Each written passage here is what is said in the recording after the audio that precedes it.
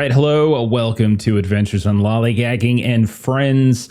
We are back to playing Fragged Empire 2nd Edition tonight, continuing our Infinite Spaces campaign. And as you can see, Jeremy has groveled enough that we have accepted him back into our good graces, and we have a full crew.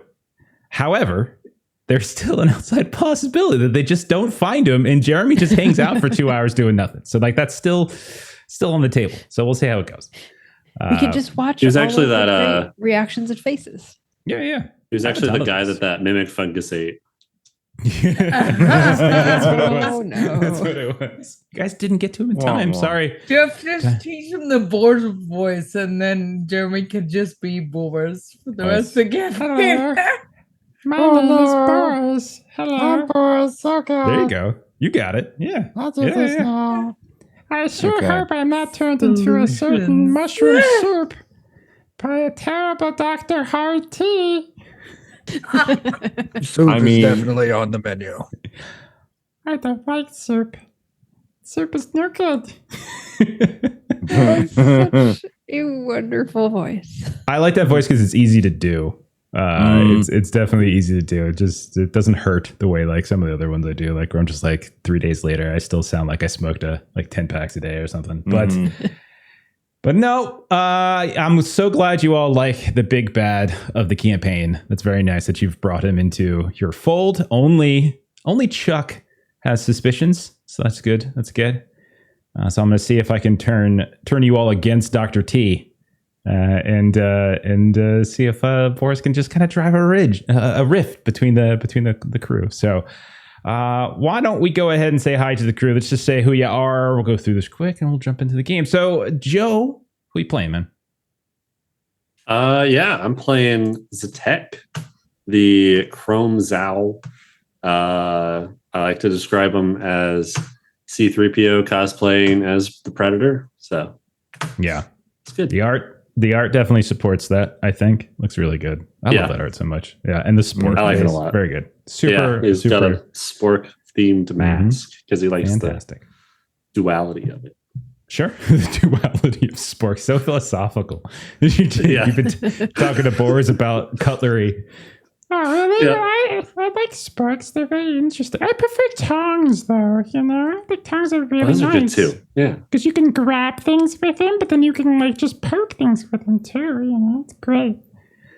Plus, I don't have any digits to grab things, so they're really useful for me. Next up, Mitra, tell us about Maya. I don't know. I just want to hear more Boris. I want to ask Boris' opinion about every single thing that happens in the game. That's what I'm going to be doing. I am playing Maya Dianu. She's your corp socialite, and to give you some insight of the character, I could remember her handle, Divine Mocha, but I didn't actually remember the character name till a few seconds ago. So that's who she is as a character too. So really method acting today. Perfect. Okay. Next up, Chuck, tell us about Dr. Hard T. I'm Dr. Toronto. I'm a medic, and I am going to make mushroom soup. Excellent. I mean, there's a lot of mushrooms in this jungle. There are. There's one mushroom. Yeah. He doesn't like me. Why doesn't he like me? I'm so cute and adorable. Oh, well, that's a shame. I've seen enough monstrosities of nature to know that you are the form they always take. You have like 20 tentacles and stuff. I'm just a cute little plant inside of a pot. Mm-hmm.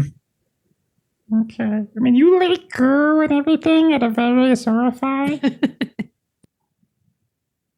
Okay. I need to find my chicken broth. Melissa, tell us about Jita. Yes, so Jita Essence is a Twifar of the Salamander Symphony. She is also known as Lady J, I believe, is what she has been nicknamed by hashtag Divine Mocha, hashtag like and subscribe. So I got a new nickname. Nice. Very nice. I think everyone has nicknames except for our next character. Jeremy, just tell us a thing or two about Kill, and then we'll meet him hopefully at some point. But tell us a little about Kill. Yeah, Kill is the legion of the group. Just a very professional sort of mercenary. He's been Maya's personal security for many, many years. Just got bored, went on a milk run. Everything's supposed to be nice and easy. And now I probably died off screen, and that's cool. That's great. I've got other character ideas. Yep. No, that's good. That's good. We were theorizing that maybe the Nephilim that popped up out of the water was just gonna like poop you out or something like that, or vomit you, and then hey, found Kill. Yeah. And then you could, or you could just burst from it and do like the Harrison Ford thing. Oh, you thought they smelled bad on the outside type of thing. Or the Ace Ventura. Yeah. Actually, no, that tracks. That's my brand. All right. Well, why don't we go ahead and get started so we can actually meet Kill in person, sort of, kind of. We'll see. So last time around, Zatek had a very bad night as he pretended that he was infected with a time dilation spore. He was hurried away from the bartering post to the Greens cleaning and pest control headquarters, where he was probed and prodded and tested and drenched in fungicide that caused all sorts of crazy after effects. But Dr. T was able to help him out, figuring out how to sort of like counterbalance some of those sides.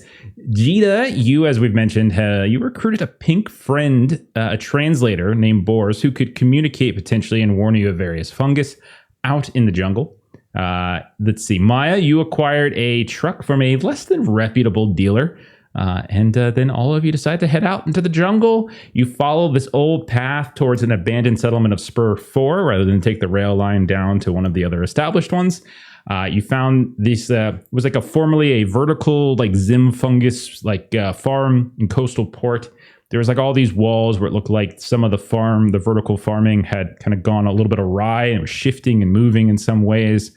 Eventually, you found, as we've mentioned before, like a body hanging in the trees, kind of got attacked by a couple of these little skitters that were hanging up in the canopies. But eventually, you pushed your way through the wall. You started like searching around this old Spur 4. You found some resources and things like that. And while you were doing so, Zatek and Boris, you were discussing the nature of bacteria and fungi and all sorts of wonderful things. And then the two of you, as dawn was basically breaking, watched as an enormous feral Nephilim crawled up out of the water at dawn onto the old docks, let out this massive roar so loud that everybody who had been scattered about the area was able to hear. And so we're going to pick up right on that moment. And so quickly, I would like to know, what is everybody doing and how are they reacting to this massive roar? So we'll start firstly with the people who only hear it. So that's Maya, Jita, and Dr. T. You hear this crazy roar. So if you're inside a building, it's like shaking. If you're outside a building, you can see some of that spread of that red-brown fungus start to like retreat almost back from the coast a bit. But the three of you here, what do you do when you hear it?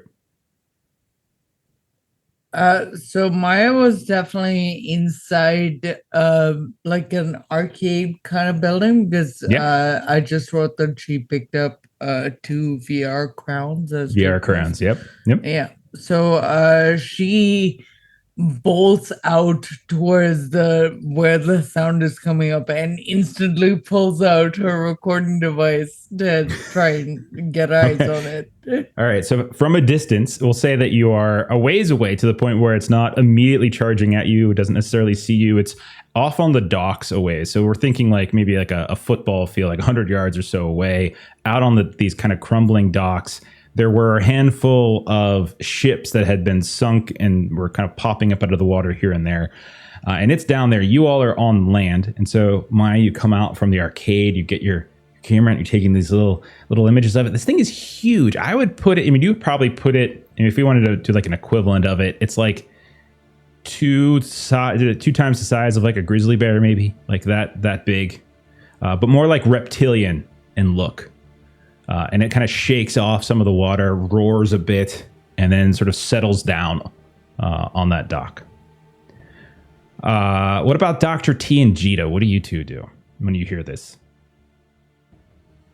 Yeah, I'm gonna skitter out of the building and find a high place. Observe Okay. it, see if I can find, because someone's gonna end up fighting this thing, and I'm gonna see if I can notice something that could be useful biology-wise, like maybe it's got an off switch.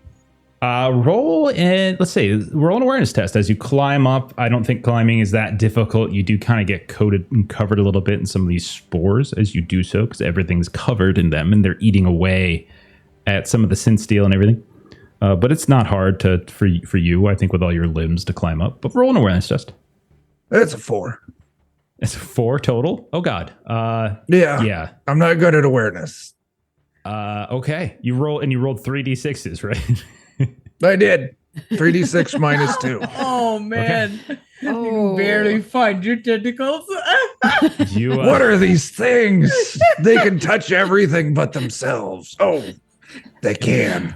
I would say that you're up at the top and you're kind of creeping up with your tentacles. You're trying to get to the edge of this spore-covered building. You're looking around. You can see, obviously, your friends. You can see Zatek, and you can see the truck. You can see Maya is probably almost in the same building as you. She's got her camera out, her drone. And what you don't notice, Dr. T, is that you step on a very fragile patch. And as you're like sneaking up, you just go falling through. Maya, you hear a crunch and a tumble as Dr. T has fallen through the roof with a weak spot. Jita, what do you do in immediate response to this loud roar? So Jita is, kind of startled. She's just gonna, kind of have sort of a bit of a kind of a response, and you'll kind of see if anyone could see, you kind of see kind of the glow just kind of come up more towards kind of her like eyes and ears. Like she's kind of trying to kind of pay attention to what's going on. And what she wants to do is she wants to kind of come out and see if she can kind of do like a biotech, like she's trying to figure out what this thing is. And see if she kind of has any knowledge of what this thing is, what, if we need to fight it, what that might look like. Trying to gather some intel. I like that. Go ahead. You can give that a roll. Again, default 12 is fine. As you're peering from a distance. That's the way to roll. I went the opposite direction of Chuck's first roll. I got a lolly, a 6, a 5, and a +1. So 18. Sure you did. So which I think is like a thing because it's more than 4 above what the target was, I think. Yeah, so it's one of those things called unintended consequences, is I believe what it's called. Let's see. Do I have unexpected consequence? Unexpected consequences. consequences. 4 or more. So let's see.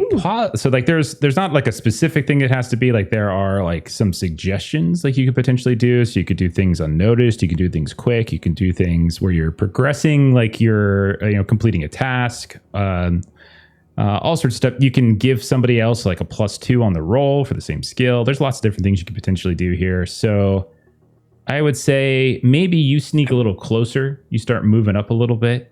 That is able to give you maybe a better look at things, but you do so unnoticed. And so, Maya, you see in the foreground through your probe lens, you see Jita suddenly appear, and she's at the very edge of the dock, like right up to it, sneaking up here and there. But she does seem to have gotten up close, relatively unnoticed. That's about the time in which Dr. T crashes through. Zatek, what is it that you're doing in this situation? Do we have like comms between each other, or I think you guys should have some. I think so. Intricate sign language. I believe a hand comm is something. I think you have hand comms. It's like a free thing. Yeah. Okay. I think the first thing I would do is just like not assume that they were able to hear that, and I'd pull it out and speak into it. Say like, hey, there was a really large creature that just popped out of the water over here. Very loud. Kind of close to where we parked the car. Looks dangerous. Please come back. I think it's as big as the car. Look at it. It's so big.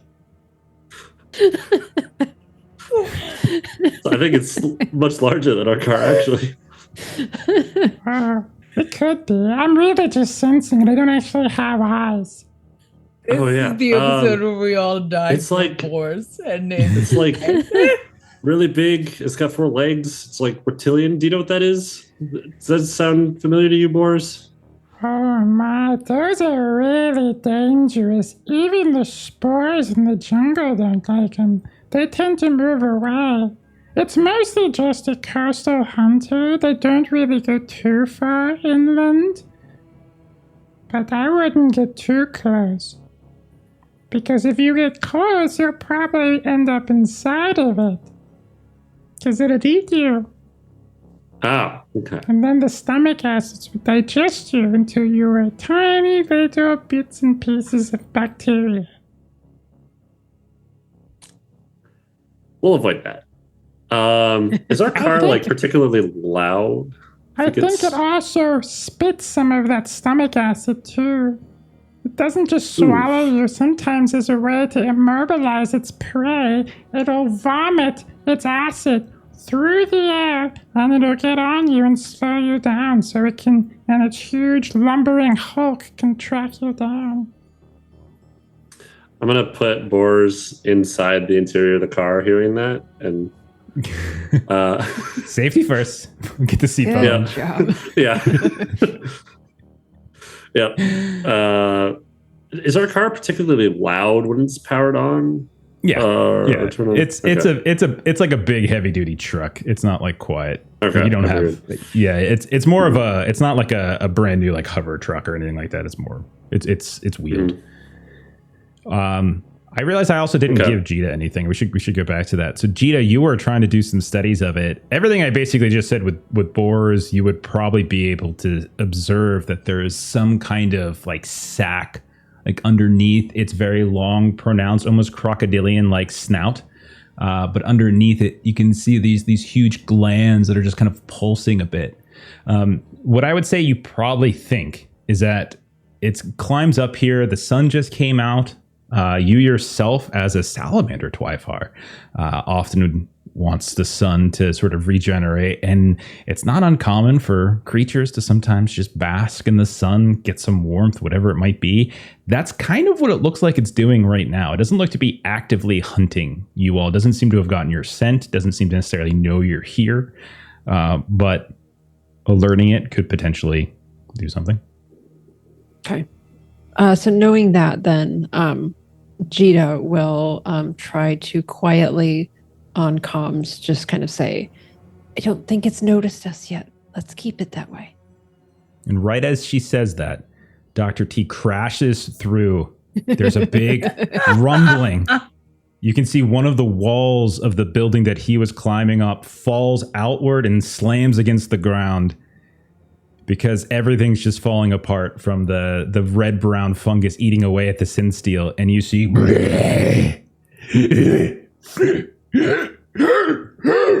as it starts like almost echolocating, and it begins to lumber up and slowly kind of stomps into the direction of the town. Hasn't noticed anyone yet, but it has been alerted and is now coming towards the ruins of the town. What was everybody like? What did everybody like to do? Does it look like there's any like tower, particularly tall, like flimsy building that could be knocked over easily far away from me that makes noise? There are nothing too tall, but you definitely, especially with what Dr. T just suffered, you think that some of them are pretty flimsy, and they're not. You almost, I would say you'd probably almost imagine that most of these things aren't even really synth steel anyway. They've just been eaten away so much that they're barely staying together. But there's definitely stuff that you could, if you're looking for a way to make noise elsewhere and like collapse something elsewhere, I think that's doable. That's the goal. I want to try and like fire one of my canisters and just take out like something farther away. Okay. All right. Noise. Okay. Dr. T or Maya or Jita, before I ask for Zatek's roll, did the three of you want to do anything? As Jita, you're feeling the ground thump, thump, thump, as it's moving up near you. Maya, you're recording all of that as it's coming closer now, and it's getting eerily close to Jita at this point. That's what I was hoping to do. just record. But Okay, absolutely. specifically when you said that it's moving closer to town, does that mean away from Zatek and towards the three of us? So imagine like a lengthy dock being extended out, like a pier extended out into the coast and into the water. It climbed up onto that. Now it's actually walking down the pier towards the outpost, like onto shore. So we're sort of on either side of it. Yeah, you're still you're not on either side of it. Like it climbed up at the end of the pier out by the water, and now it's stomping down that pier towards the town. You guys have all been in the town. Yeah. And Zatek and Boars are back on the other side of town, farther away from the shore. Yeah, I would say Zatek and Boars, it is visible, but you're obscured. Dr. T, you did fall down inside of the building that made noise. You probably do have cover, but it is stomping its way towards you. Jita, because you had the unexpected consequence, I'm going to say it stomps right past you, and it doesn't actually notice you, so you get that benefit of the unexpected consequence. So Jita basically just wants to stay silent while this thing is walking past her. So she's just kind of like hold her breath and just wait for this to go past her, so then she can like find another way to get around it and get back to the truck. Okay, no roll necessary here. I'm gonna we'll carry over the unexpected consequence. What about Dr. T? You just collapsed in. Let's make this, by the way, so there's soft harm and sharp harm as things that happen in this game. Well, it's just like the T's. I am gonna say, trying to remember take 3 points of endurance damage as you just basically get like the wind knocked out of you, sort of as you fall. Okay, I will find where to record that and record it. Okay, no worries. Okay, so you're a little out of breath. You hear this thing stomping towards you. What do you want to do, Dr. T? Well, I don't want to end up like the lawyer in Jurassic Park, so I'm going to try and sneak out the back of a building and find somewhere else to hide. Okay. So it sounds like Zatek and Dr. T both have tests that we're going to do. Zatek, why don't you go first? And if you're successful, that'll actually make it easier for Dr. T. So why don't we start with Zatek? Okay. Make an attack roll, basically. Whatever your weapon skill is for firing this grenade thing. So do I get the +2 to hit thing then? Or is that only in combat?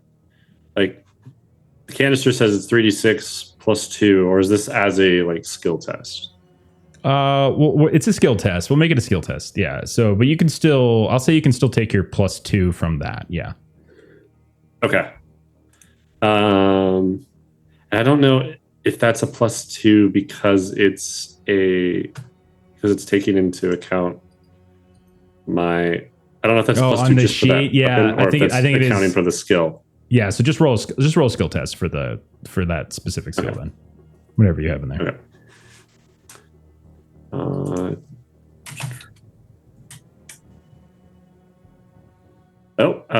6 and a 4. I'm going to use that to re-roll that 2.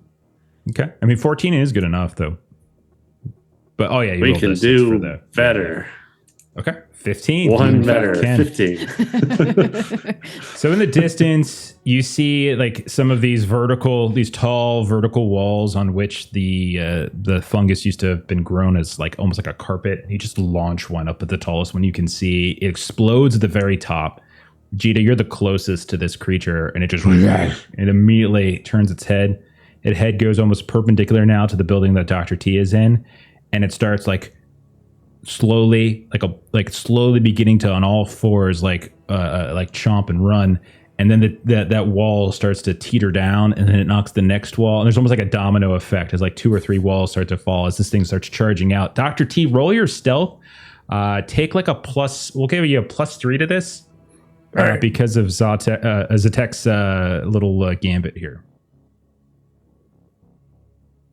We see. I guess it's one of my most simple names, and it's still hard to say. I got a 9.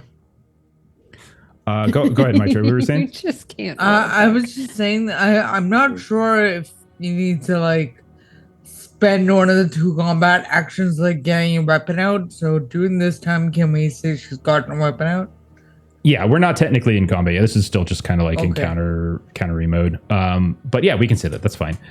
Chuck, you can always spend grit to re-roll dice. Yeah. Since you got a 1 Okay. and a 2 there, it wouldn't be a bad idea. Do you have like a -2 to stealth? Is that why you only had the +1? Yes. Oh god, I'm gonna Holy kill shit. Chuck. I am a smart person. That's what you get, you son of a bitch. That means I know all the best recipes for mushroom soup. Okay. That's an Even though 11. it doesn't make sense, I like to picture that was muffled from inside the car. Yeah, and Yeah. only one person can hear Boars at once, but like just somehow Boars knew. Okay. Somehow. So this is what's gonna happen. We're gonna say 11 is technically a fail, but we're gonna kind of fail it forward a bit because there's such a good roll by Zatek. There's explosions kind of happening. There's this domino effect that this thing needs to be very, very interested in. Dr. T, you're getting out, and all of you are now slowly moving back towards the truck. But right as you're near the truck, the whole building that Dr. T was in, with the ceiling that he fell through, implodes inwards. It just falls and collapses. And as it does, there's this kick of dust and spore up into the air. And once that settles, you look through it and you can see on the other side, about 30 or 40 yards away, that giant Nephilim is now staring at you all. What do you do? It's getting ready to charge. It's now seen you all. You're right next to your truck. You could easily hop in and try to drive away, or you could stay and do something else. What is it you would like to do? Jump in the truck. And Jita is going to stay in the back of the truck so that she can shoot at this thing. Okay. Okay. Who's driving? I'll drive. Okay. So Actually, you're driving. Do you need like a skill for driving? Yeah. So I think it's planets is sort of like the Oh, the then basics someone for else that. should definitely drive. I got a would do it, -1. but my license was revoked. I drive. I don't That's have your any medical hands license. Your or medical feet. license is not. No, that's drive. golden. Let's get it, Boris. I'm going to grab Boris and hop in the driver's seat then. All right, Zatek, roll Take a planets picture test. of me with the Nephilim in the background. Roll planets test as you drive away. Jita, roll me a attack roll, just your normal roll. It's still just a skill roll. Anybody else in the back trying to shoot and deter it from chasing? Yes. Okay, Maya, go ahead. I don't have Make a ranged roll. weapon, but God. I'll cheer them on. Okay. Burning 14. grit for that. Okay. Ooh. We're going to do a reroll. So I have a 3 on my hit and a 2 asterisk for range. Max range 30.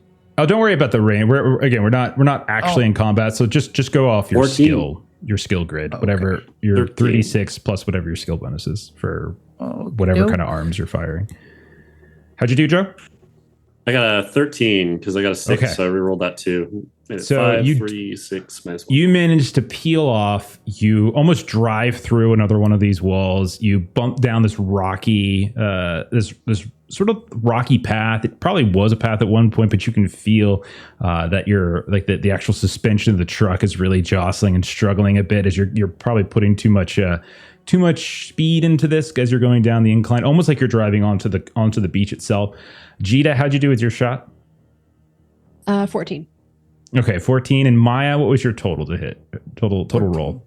Okay, so the two of you, you're firing, and this thing follows you for longer than you probably think it should. But at a certain point, as maybe you're about a half a mile to a mile away, you're down on this sort of lengthy flat beach, and you can see that there's all sorts of like this red seaweed kind of cascading all over the place.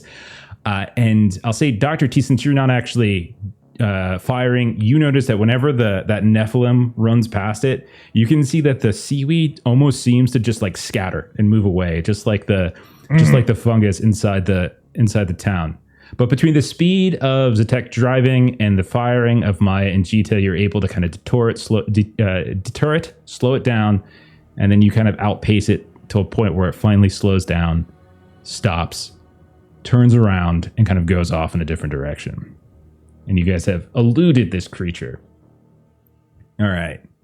Oh, So- and Jita sort of lets out a breath, looks over to Maya, notices that Maya is still recording while she's shooting, and she just kind of. Me and Lady J's just fought off this definitely. I use the worming spitter. I wouldn't really call it a utility gun, but it's pretty useful in these jungles. All right, peace out. Like and subscribe. I'll talk to you later. Fantastic. We see the little likes and the thumbs come up from the local net within Spur as people probably back in Miss Pasha 1 are getting some of the feed. And we'll say you guys are off. You guys are off and away. You're driving. You found an actual path along the coast now that is not too bad to drive on. Like it's an off-road truck, so you're able to do it. Along the way, like it's not the easiest drive at times because you do feel like there are moments where you have to like climb up these rocky jetties and things like that. But you see all manner of things as you drive. Like you see these distant seafaring ships on the horizon. You can see that there's all sorts of these strange like fungal growths and such. Dr. T, as you're driving past, some of them try to like latch on to the wheels. You guys have to kind of shoot down at them so they don't kind of get tangled up in the axle. They're like almost like snakes kind of just slithering on the ground.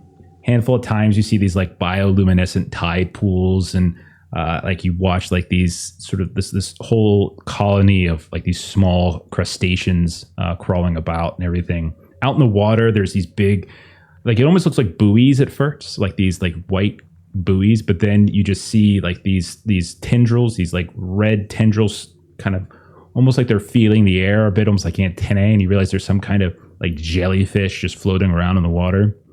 And a lot of the drive for a little while now, like for the next few hours, is really just a combination of firing and hacking away at that red seaweed and going up and over some of these rocky embankments and avoiding some of those tide pools. We'll say about a day or so passes. You camp out one night on the shore. You see it every now and then. You hear the sounds of like distant roars of some of those amphibious feral creatures you think are like basking. More than once you see one in the distance on like a rocky islet, either at night or in the morning, kind of just basking up on the rock.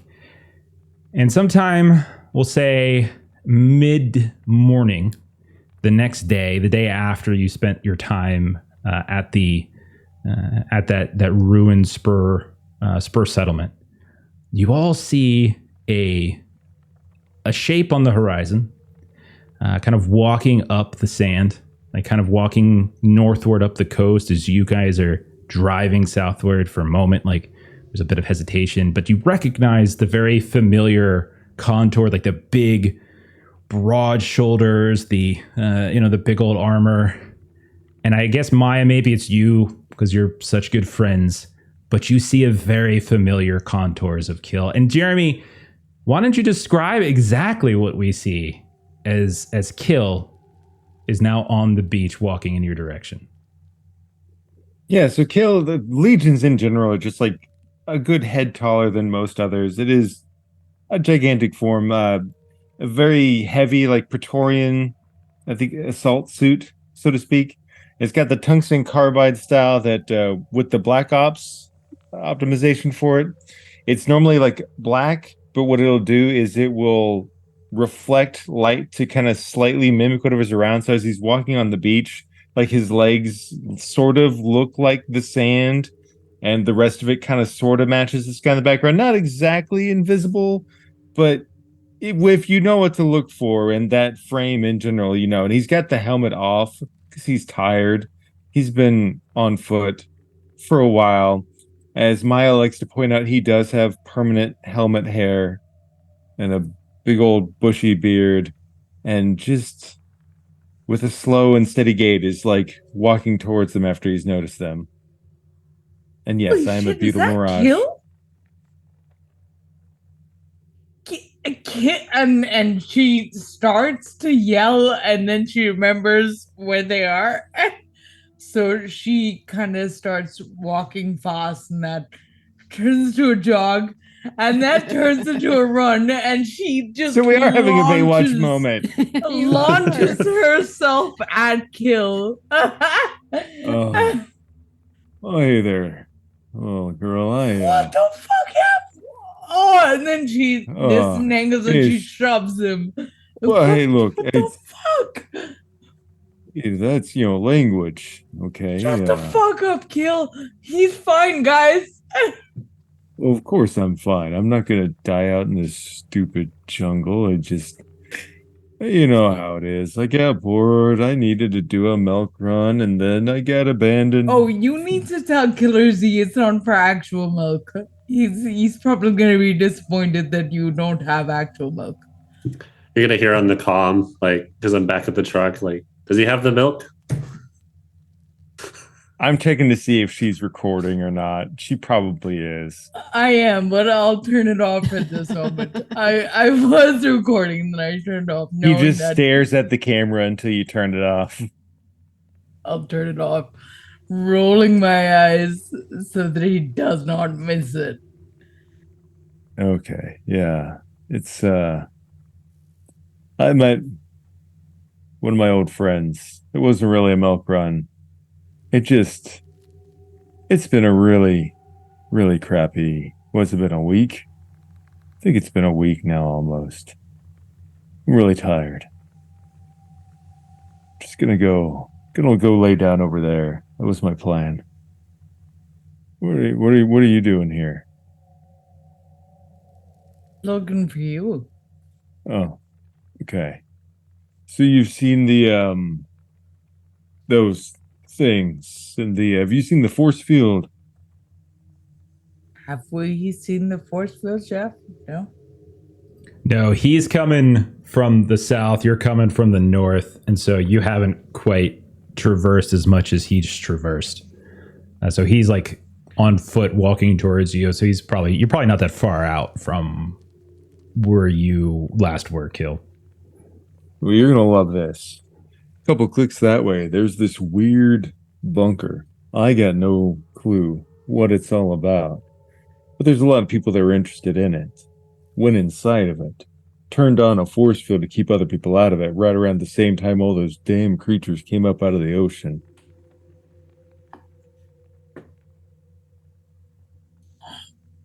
You know I love an abandoned bunker. I know you do.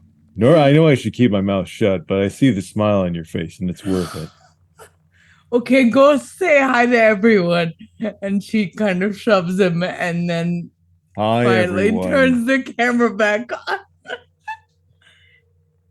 A few tears. Like, I love these vids where parents and their kids get reunited after being separated for a long time. It's very touching. The soldier and his dog. Yeah, that's it exactly.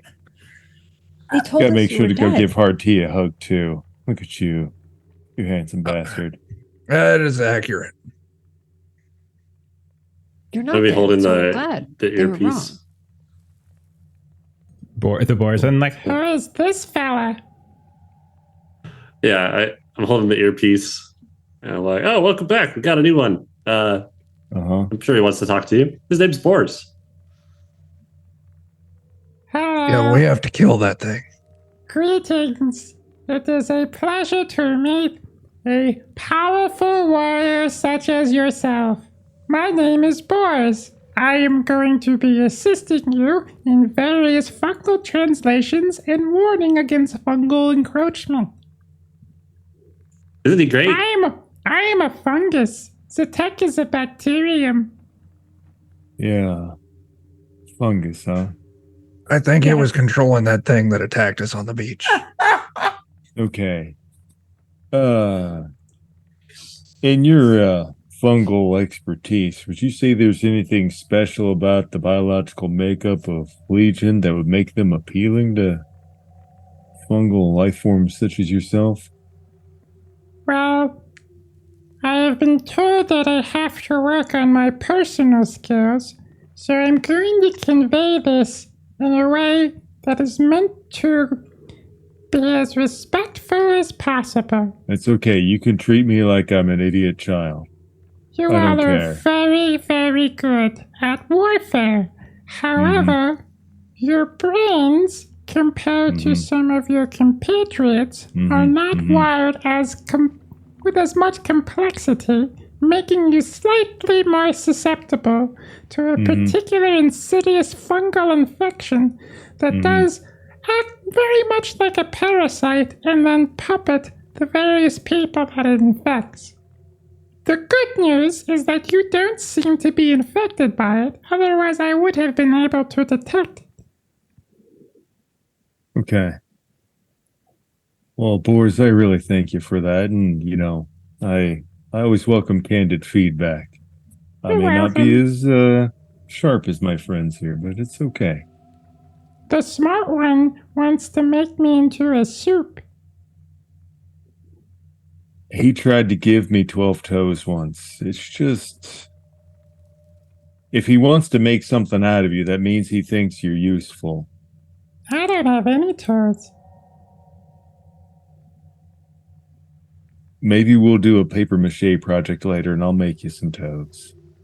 I don't know what that is, but that sounds wonderful. Okay, we're gonna do that.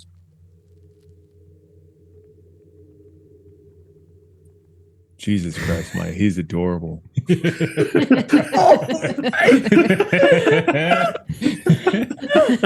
He helped us find you. He Oh. was our guide. And we promised to bring them back. We promised to bring Okay. them back in the same condition that we got them. Since you're here, Kill, after you take a nap, maybe we can still go and find those black nurse mushrooms. We still haven't even seen them. I mean- maybe Boris knows where to find them. That sounds good. But if we're in force, I'd almost really want to go see what's going on in that bunker. There's God,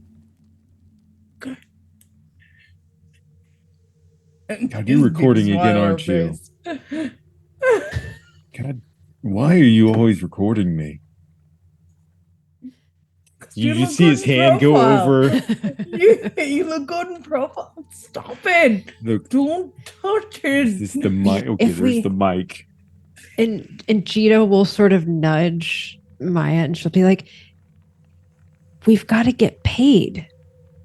We can't Yeah. give out the secrets. Can you ask your friend where the black nurse mushrooms are?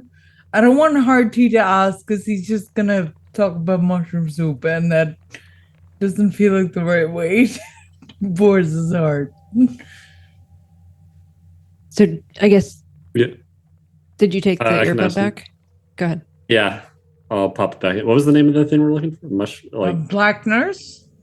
Black Yeah, black nurse mushrooms. They're a specific type of mushroom that's mainly like has like medicinal applications and things like that. Yes, what we're Okay. Yeah. asked to come get things of. So if you ask Boris, I mean Boris will just say, According to the documentation that you provided me about your mission, I believe that the mushrooms that you speak of could be in relatively close proximity to where the new attractive Legion man has just returned from, with stories of a mystical and fantastic hatch. Yeah. Attractive? Only in his Okay. manner and demeanor and the way he exudes such confidence. Gross. Okay. I mean, it's not gross that I carry myself in a certain way. Okay.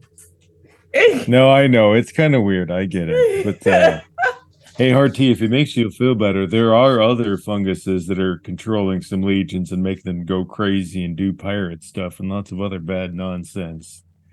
Yeah, I'm only concerned about the one that's controlling us right now. Yeah. Yeah. You have so much negativity. So much negativity. You would just It's feel so okay. much lighter if you were just more positive. For what it's worth, there really are No. some other fungus out there that they caused some of my old comrades to like try to disembowel me. Oh. And Well, see, now I'm just going to those, throw we out there, can it's go not kill so them. crazy that he feels the way he feels. See? Mm, And my negativity has no way does it affect my mass. oh, sure. Yep. Not what I meant, but sure. Yes. True statement. Very true statement. But you should channel that negativity, and we should go kill the bad ones that were trying to take over his friends. Yeah. We're gonna go kill the bad Are ones. they in the bunker? What? How is it you like to say it sometimes, Dr. T? Let's have some hot shroom on shroom violence, okay? By which I mean to say, let's go focus our attention in the other area. Okay. You had me on shroom violence. I know I did. We don't really expect you to do any of the fighting, Boris, but just... That's good. I don't really have a capacity for violence. I'm really just a translator. You're just delightful. Thank We'll you. translate the violence for you. Oh, that sounds fun. So Okay, let's go to If the you- bunker. okay. And So Maya says excitedly to them. Kill, if you can lead them back. It's not hard. It's just up the coast Yeah. or down the coast a little bit. It is much quicker by truck than it is through just on foot. And when you arrive, nothing has really changed from when you were last here. Basically, think of like a small little kind of small little inlet, kind of where the coast has like a couple of these like cliffs to the north and south, and then there's like kind of like this little hidden beach in between. And from a distance on the ridge, we'll say you guys are smart enough and prepared enough to like not approach this area with that's swarming in these feral Nephilim in the really loud truck, and like you park at a distance or you know something like that. And you get close enough to just do some reconnaissance, and you can see that there are apparently four fairly large feral Nephilim, not unlike the one that you saw back by that spur location. There's some slight difference to the color of their scales and everything, but they're all basically the same. Some seem to be basking on kind of climbing up on tops of the cliffs that seem to flank the north and south side of this little hidden beach. Another seems to be kind of parked up almost again like an alligator or a crocodile on this little rocky islet in the middle of the water. And another one just seems to be kind of swimming around what apparently is a force field. And you can see it. It looks, it's not too dissimilar from what you see when you, whenever like anyone's ever put up like a personal force field, like you see this the kind of blue and white grid pattern that kind of covers, I don't know, like maybe like a 15 to 20 foot radius or so. Kill, you know that what basically was happening is that there was a cave off to the side, and you can even see some of the survey team's like equipment and their some of their collection materials and stuff. So there's kind of a cave off underneath the ridge that you guys have climbed up atop, and while you guys were kind of camping and searching around, that's when someone noticed the hatch, and the hatch is like in the water itself. So it's like there's like the water kind of comes up and over top of it, and like people were kind of tinkering with it, trying to get into it, but they never could. And it wasn't until kind of shit hit the fan that night that people seem to have magically figured out how to get inside. And so yeah, it does seem like there are four of those creatures that are kind of guarding it. There are some. There's definitely some broken equipment. Both things that they were driving, like what you were driving, has been essentially destroyed and wrecked. Kill, but also it looks like there's some kind of collection equipment and science measuring equipment and stuff like that. It's all kind of in shambles along the beach near the water. It doesn't look like these creatures have noticed you, but that is where we're at. I don't know what the hell you need to do to get inside the place. I know that I got a feeling that a couple of people in our group knew more than they were letting on, because once those things showed up, they just miraculously knew how to get in. And I know they were right around there when they did their little, technological hoodoo that they did. I I tried tinkering with it a bit, but you know, Where mechanically, is the rest of your group? a lot of them are dead, and most of Oh. them went in there. Some of them, it's a long story, but turns out there's a history of some of them posing to be one thing that they're not, and then either they take the jobs that are set out there for the legions. Sometimes they'll kidnap scientists. Sometimes they'll just play along and steal the stuff. It's a whole thing. Huh. It wasn't a milk run. It's never a milk run. They kept telling me that. There's no such thing as a milk run, is what I've learned. They always tell you it's going to be easy. Oh, it's just real quick and simple, in and out. There's always a traitor. There's always a hidden bunker. There's always some strange creature that's going to come out of the ocean and try and swallow you. And then you've got to run away and then ram your truck into it. Oh, yeah. Speaking of, why did you have to piss off two of the hottest people in Mishtasha? There's this fucking gorgeous Legion woman and this red char guy who I'm pretty sure will give me hepatitis if I make eye contact for too long, but still. Wow. Is that hepatitis C? Yeah. So gross that the hepatitis hasn't even been given a letter. Yeah. No, you're gonna have to be more specific. I pissed off a lot of people, but I think I tried to get myself in over there. I couldn't do it.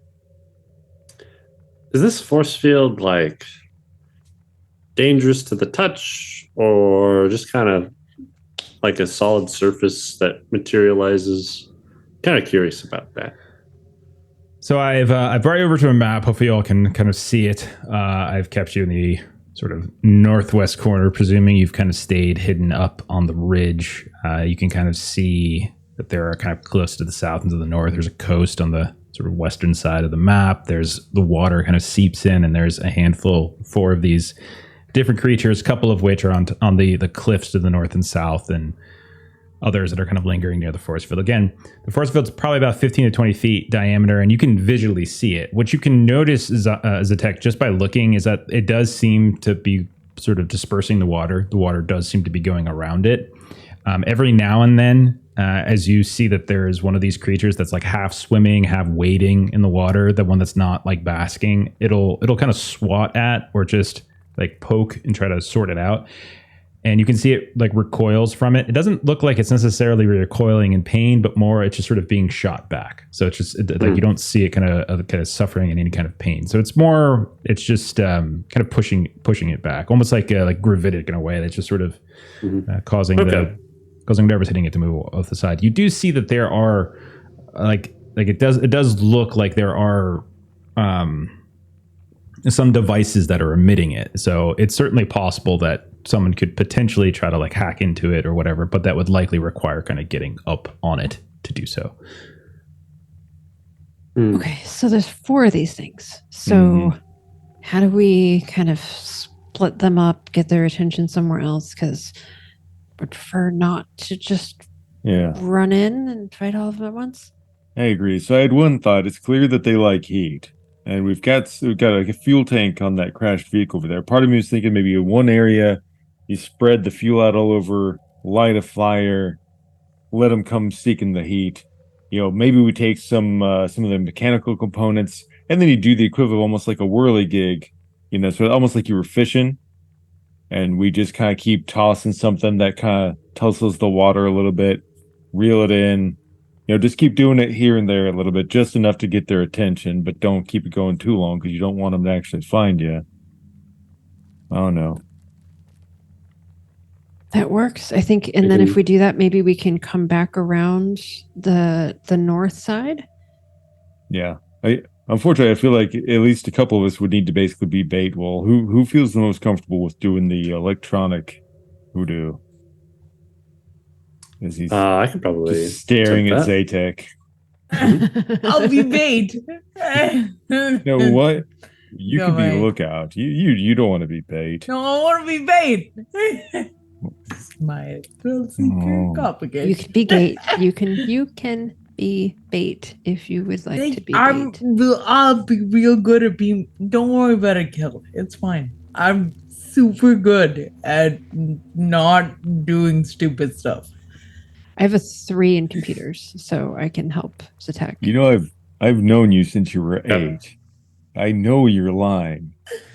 I won't lie. I've got And that's okay. That's why I love you. I have a 0 in computers, but 1 in electronics. Yeah, between the two I'm of not sure us. which it'll be. So Okay. yeah. So why don't we go around and you guys just tell me what you're doing to kind of help with this situation, and we'll say everyone's kind of tasked with something. We'll get a roll. We'll kind of see how it kind of plays out, and then go from there. So, what is Dr. T? So right now, so if I understand this correctly, before I ask what everyone's doing, you're gonna the basic plan is to set a fire with some of the fuel from your truck to hopefully lure some away, and then couple are going to sneak up and see if they can hack into the force field. And if any don't take the bait of the fire, then a few others are going to engage or distract. And Yeah. Basically have That's stimuli in like 2 or 3 different locations because we have more than one of these creatures. We can have multiple sources of stimuli to try and attract them. Yeah. That gives us more chances that whoever's at the force field doesn't need to be worrying about being eaten. So Okay. fire and bait are happening more or less one right after the other. Okay. And buying time and distraction for the hacking. Fire All and right, Bait well- sounds like the movie I told you couldn't watch when you were 12. I wish when I was 11. That's right. Okay. Dr. T. So knowing like the general plan, what is Dr. T doing to help with this plan? I would probably be setting up one of the 2 distractions. Do you Maybe want to be the one setting up the fire and everything? Is that what you want to do? I can light a fire. I already know how to get the fuel out of the car. I was gonna say you have Yeah. the fuel. He To be has honest, sucked the fuel clear out of that truck twice now. Okay. There's a reason I brought that up. I love Dr. T a lot. I knew that's what he would want to do. Mhm. Okay. Fucking So, arson or just a match made in heaven. all right. I think this is going to be effective no matter what. So why don't we just do like I don't know, maybe like a tactical roll or something to see if you can see if it's more about the effectiveness of it, like how big of a spread it gets, how easily things kind of cascade, and things not cascading out of control. So how about we do that? It's more just like you making sure like you're keeping it controlled in the burn, and you're setting it in a way that they can see it. All right. All right. So give that a roll. Oh God. That's 9. Okay, Chuck. Do you want to burn I'll grit? Burn to another grit. Yeah. Okay. Yeah. Get those 2 1s. Actually, you could And also we- just do it. You could Do you use have- your 6 to re-roll one of those ones. before you spend grit. Oh, Spend yeah, a yeah, 6 that's right. to roll Mhm. 1, and then if that doesn't work, you can roll Effort. Or then you can roll, Effort grit. indeed. And we also have some Maximum audience effort. pluses as well, because our Oh, audience has been There you generous. go. Is that 12. That's all you Makes it- needed, okay? right? Or no, Six. actually, it makes it 11. 10. Sorry, it That's makes an it 11. Yeah, 11. All right, you want to spend a grit to re-roll the? Yeah. Okay. You don't need to do that much better. You're pretty close. It's going to be, again, it's just going to be like a fail forward situation anyway. Okay. All right. You roll the 1. So this is what's going to happen. 1. Is Oh, that yeah, how that you works? got another 6. Yeah. Go for it. Just need a 3 or Oh. higher Come on. on this roll. There you go. We got 4. Hey. Okay. You managed. So what was going to happen had you not passed it is that the fire was just going to basically get out of control and kind of overwhelm your truck. But in this case, you're able to sort of you spend a little bit of time prepping probably before everyone else starts going to go in different things. You get as much fuel as you can out. You spread it as best you can, kind of on the northwest. So we'll say like the northwest cliff a bit, and that might drive a couple of them away. and you kind of get that going. And it really is kind of killing two birds with one stone, as there are some really big, like fungal stalks up here that are kind of looking a little creepy. Got 'em. And you can hear like the skittering up in the canopies like before. And so you kind of set that on fire and then sort of skirt back, kind of look back down off the cliff and see how everything else is going. Zatek, how you and Jita, I think, are the ones that are trying to get to. I'm going to say for this round, give me stealth rolls because you're going to try to get up there without being seen. And then boy. next round. I will give you, though, because there's going to be a couple that might be distracted. Let me see how many got distracted by the fire first. Okay. We're going to say half of them basically start running off. So you're going to see that there's one that's on top of this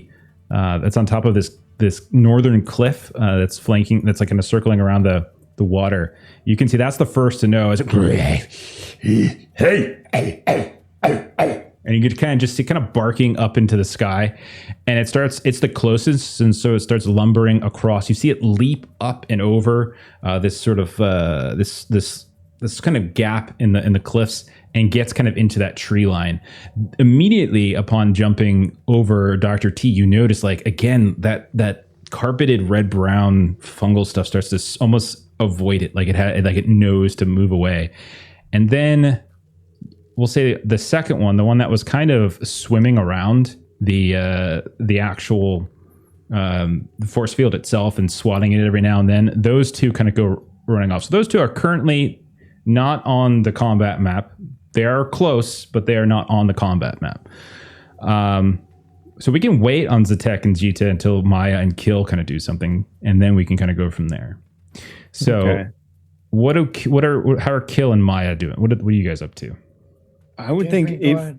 if Maya's offered to kind of help with doing the bait or like whatnot, I think I would go with more of the leadership skill approach, because we've got these big giant monsters, and so it's not a bad thing to have like somebody who's kind of cool under pressure sort of presence to be keeping an eye on, interfacing between the different people, like keeping an eye on this group, let people know when they move, keep an eye on the other ones, let people know when they move, kind of help communicate to everybody, keep everybody well coordinated, because timing is pretty important. Okay. So that could just be an awareness roll, maybe? I don't know. What were you thinking of rolling for that? I was hoping to use leadership. Yeah. To try and help coordinate people. Yeah. That's fine. So it's 3d6 for skill checks. This will be my first check. Yep. Yep. I'm just gonna roll. No, you're dice. really part of the party. You're rolling dice. Amazing. Nice. All right. So I've got 4, 4, 3. So 8, 11 plus 4, 15.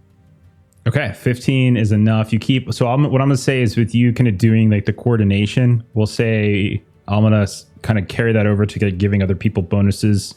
So we'll say like you're timing it as Dr. T sets the fire. You see the other creatures run off, and you see Dr. T kind of skirt around the edge and kind of come back down.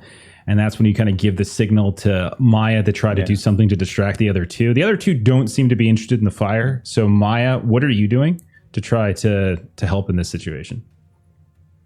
Can I is there like a stone or anything I can pick up and chuck at one of them to cause a distraction and be bait and start Sure. fucking running? Okay. If I need to. Okay. You can do that. Yes. So, oh boy. It was more Let's of a make it- theoretical, like getting there. It wasn't like you actually like worked to try to do it. Jesus. Yeah, that's what I'm gonna do. Okay, let's make it a physical roll. Let's do physical. I think that probably makes the most sense, as you're throwing a rock at one of them, and then you're going to try to outrun it. Okay. Can I have an audience dice? Please. Yes. Are we That's using an the extra D6, is that right? Quickly take a look. No, it's not an extra D6. What were we using it for? I think we were using it for a reroll, for a single die reroll. Okay. That sounds about right. Sweet. I will. Oh, that's awesome. Okay. I already got a 16, but I'm gonna try and reroll. Oh no, 14 is minus 16 2. is good. It's probably as good as it's going to get because that'll give you unintended consequences or unexpected consequences, which I'll say for this, like probably the most, like you do manage to outpace it. So I'm going to say you kind of throw a rock at one of them and start running kind of southward a bit. And we'll say the one that was on the rock that was right next to the force field, you peg that one in the head, not to the point where it's going to hurt it, but you get his attention and it starts racing after you. Yes. And so we're going to kill it's fine. we're going to take the two of you off the map as you are now running southward down the beach with one of these hot on your tail. But you're running very fast, leaving just one left. Secret, baby. That is still kind of basking on that southern cliff for Zatek and Jita to try to stealth their way up. So Zatek and Jita, give me some stealth rolls. I'm gonna say take a +2 from kill, kind of coordinating everything, like waiting, and then directing you when to go once Maya has like fully cleared the southern cliff. Awesome. That's It's roll a flat 16 then. Okay. That's a grit reroll. All right. That's a grit reroll. Oh God. You've got an effort. Yeah, I got a 6 though. Okay. Oh man. Okay. I got an 11. 11 is very good. Not as good as you needed a 12, but 11 is like, I mean, it's really, really good. Now it's as good as you can get while failing. Yeah. I'll take it. So here's how it's gonna work. Great. We're gonna say Jita and Zatek as we've gone through a round, and let's sort of reset what it looks like, and then we'll go from here. As Jita and Zatek, the two of you wade out into the water. You're probably, water's up to your waist or so at the most, and you kind of get to this force field. But at some point as you're walking, Zatek, you kind of slip, you fall, you splash around in the water, and that does in fact draw the attention of the creature to the south. I like to think, because I'm like partially metal and stuff, I like to think I just have air pockets in my body that are just bubbling as I'm walking it's like really loudly. And Jita is just looking over at you like, what? Sounds are coming out of your body right now. I should have thought of that. All right. So here's what we're gonna do. I do want, just to sort of test out the combat rules. We will go into the combat rules at this point. Yes. Maya, I think if you want to keeping one distracted for a bit, we can say we do that, and at some point we do like a stealth roll for you to lose the tail, that kind of thing. That'd be great. Because Okay. I'd like to basically keep this off the combat I think for the rest of them. that sounds great. So let's just we'll say we'll go through a round of combat. We'll have your stealth roll, and then we'll kind of reset. So we're gonna go into combat then, like actual structured combat. So the way it works here is there's no initiative to roll. It is all set. So it's based on specific order. Maya and Jita are both at 4. Maya, you're already running. Dr. T and Zatek are both at 3. Kill, you're at 2, which ties with this creature, in fact. So you guys are all going to get to go before this creature. But what I will say is that to sort of indicate its interest suddenly in Zatek is it kind of climbs down a little bit from the cliff at the end of the last turn, and it fires from its throat with those big glands. You see this acid just hurtle through the air. Now, the good news for Zatek is that it lands and you kind of get cover from that force field. And so you could just see it just sizzle against the force field at this point, but it is aware that you're there and it is now coming for you. So combat and structured combat, we should say, in this game goes in rounds like you would expect. Everyone gets 2 actions. There are 6 actions to choose from, and each action has like a lot. Some of them have like sub choices and things that you can use within them. So things that you could potentially do, since it's the first time doing it, let's just go through it. So one of the actions you can take is reposition, which allows you to either just move at a slightly greater distance than normal, or you can take cover, and so that kind of increases your cover.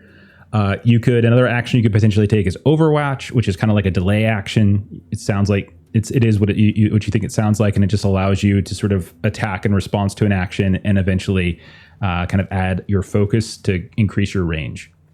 Snapshot is one of the attack actions that lets you move and attack in the same action. So you move up to your mobility, and then you attack, assuming you had a drawn weapon. Sighted shot is also an attack. That allows you to attack again, assuming your weapon is drawn. It allows you to add your reflexes to your attack roll. And it also increases the range that you can attack from, assuming you have a ranged weapon. There's take aim, which allows you to essentially get some boosts before you attack. And so there's a couple different options that you can add for those boosts. So take a look at the handout there. You can increase your to hit, you can increase your endurance, you can increase you can kind of change or direct where the crit is going. You might want to throw those comments in the Discord because they kind of show up on Zoom, by the way, when you drop Zoom comments. And then there's the prep action. The prep action is kind of there's a bunch of different things you can choose from. This is like where you can do things like just straight up move. You can try to recover lost endurance. You could try to kind of reload your munitions on weapons. You can draw a weapon if you don't have one drawn. Those are the types of things that you could potentially do. So you get to do 2 of those on your turn, and a lot of them have like sub effects. So you can go ahead and take those effects in some way. Okay. So let's walk through this. It's a simple. You guys made it a lot simpler than it was going to be by luring, for now anyway. We'll see how long the combat goes. 3 of them away and only having 1 now to attack. So we're going to start with Jita. Jita, you are 4. You are right up by this force field. What is Jita doing in this situation? So Jita would like to. So I think for her 2 actions, I think she wants to take aim, in which I would like to kind of do a little bit extra for endurance damage, and then she wants to attack with her Farron blaster. All right. What is the range of your Farron blaster? 4. Okay, so right now you're about 8 away, and you're kind of firing over top. So you would get some penalties from your range. So if you don't move around to kind of get into kind of closer proximity, you could potentially get some penalties there. The other thing you could do is if you take aim and then you do like sighted shot after that, you can increase your range using your focus. So that might increase your range. So you don't have to worry about it just being 4. Let's see, my focus is 3, so that won't quite get me where I need to go. So maybe I will do I want to move and shoot. Okay. So that would be snapshot. I'd like to do. Okay. I'm going to assume, just for the sake of this combat, that you all, since it was a very serious situation, I'm going to assume you all already had weapons drawn in one way or the other. So we don't necessarily have to worry about doing that just yet. Okay. So Jita, you're going to snap. So you're going to move up to, so you can move up to your mobility score. It's just grids. It's just squares. So it's just the number of squares that you can move. Okay. Mobility is 3, just to call that out. Okay. And then so 3 will move me then from 8 down to 5. So 3. Is that how that works? It's really just a grid. So all you got to do, just like any other game that has grid combat, you just move yourself 3 spaces and then remeasure how far away you are from the creature. Okay. So you can't go through the force field. You have to go around it. I will go over here. Okay. And there's no penalty, by the way, for moving diagonal. So there's no, you don't have to, like in other games where you have to add extra. There's none of that in here. Okay. I had not zoomed in enough to see the grid. Now that I see the grid, I can make it more pronounced if you want. So is the grid the circle, or is the force field the circle, or that square that's drawn within it? Hang on 1 second. It's the whole circle. I believe is the force field. Okay. Yeah. That's what I thought. Okay. I can make the grid a little bit more visible for people. I see it now. Okay. I like that little animation on it. Yeah, Yeah, it's so cool looking. The map's cool. Okay, so you can take a shot. I still think you're outside your range increment, so I think it's like a -2 penalty for firing outside your range increment. But you Okay. can still take a shot. So then I will. So then Overwatch for one and sighted shot for the other. Okay. Overwatch. I was sorry, taking him. I not think two Overwatch. shot. Sorry, it was Snap. Sorry. So you're attacking twice Snap. this round. Yeah. Okay, so hang on. Let's start this again. What's the your first time doing it. What's your first action? Snapshot. Okay, so snapshot, you move and then you attack with your gun. So go ahead and do that and just roll your attack. Okay, so I rolled -2 from the range penalty. So right, that's right. I'm doing hit dice, which is 2.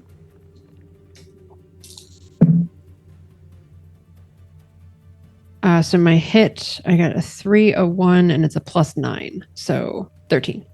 13 is the exact amount you need to hit its defense. It does have a defense of 13. So in this game, in combat, your to hit is basically its defense score, and that's what you've hit. Okay, cool. So you hit with it. Did you get any 6s or anything like that on your roll? Nope, did not. Okay. So then what we look at then is endurance damage. So how much endurance damage does your shot do? It does 6. Okay.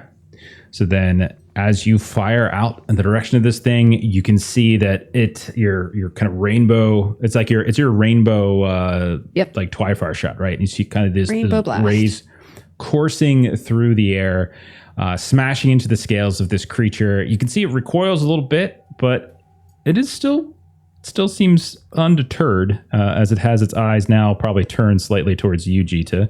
So that was your first action. So your first action was snapshot, let you move and fire. What's your second? I will. Okay. I will. So I will do sighted shot this time. Okay. So sighted shot is the one that lets you you attack again with your draw-on weapon. You get to add your reflexes to your attack roll for this attack, and you get to add your focus to your range increment. So you said your focus was 3. Yes.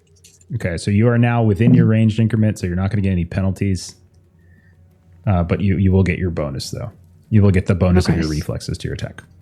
So I rolled a 3. I generally get a +9, and then I get an extra +3 because of reflexes. So that is 3, 12, 15. So 15 total to hit. Okay, did you get any 6s on your attack?